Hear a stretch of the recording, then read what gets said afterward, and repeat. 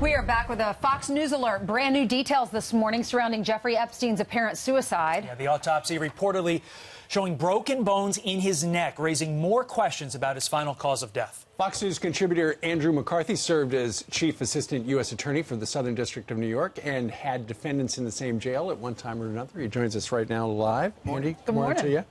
Apparently, broken bones in the neck, but one in particular, the hyoid bone near the Adam's apple, which is more common in strangulation murders than suicidal hangings, it is written in this morning's papers. Yeah, but what you just said, the word strangulation may be less important than the words more common. It's not inconsistent with suicide. And what I hate about these leaks is Autopsy leaks.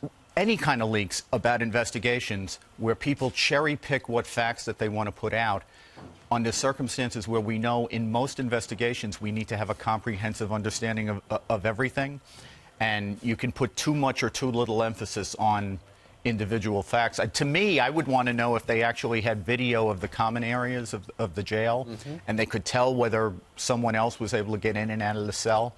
That to me would be at least as important a piece of evidence as what do you is part think of the really autopsy. happened? I'm going to assume it was a suicide until there's powerful evidence that there's not.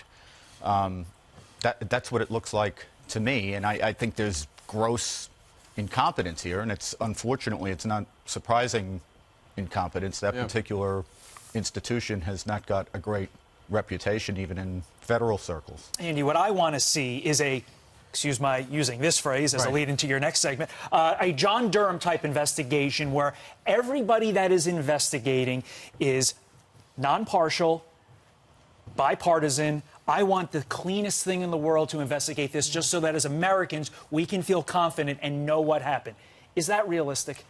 I hope it is. You know, what's really sad is that you have to describe it that way, right? Because it used to be implicit that that was what these investigations were. I was very proud to have been at the Southern District of New York for almost 20 years. Right.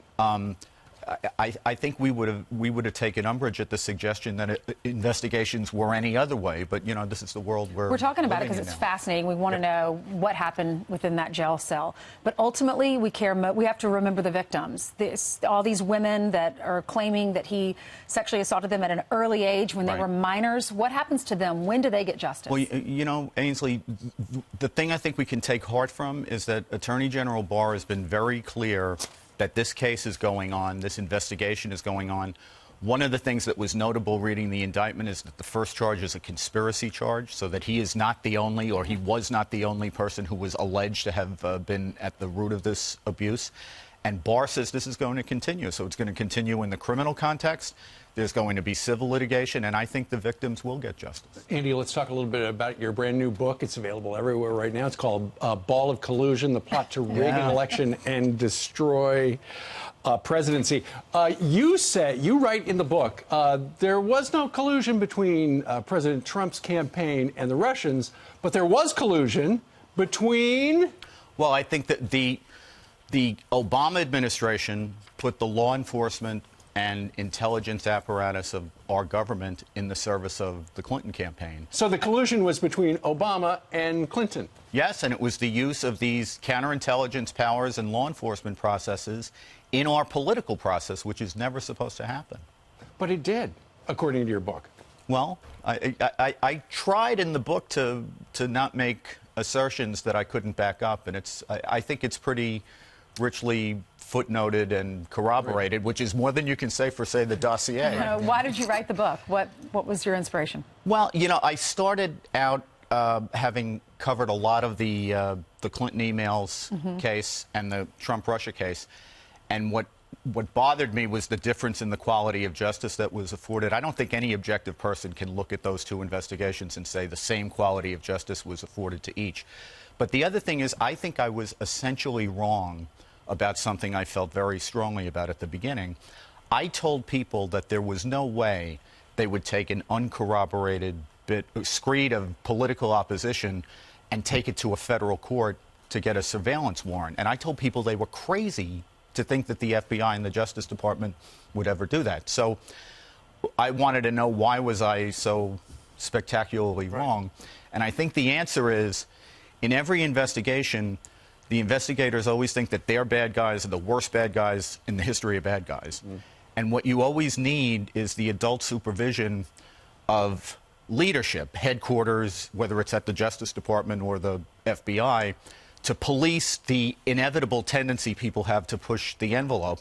And I think what happened here, Ainsley, is supervision became the investigator.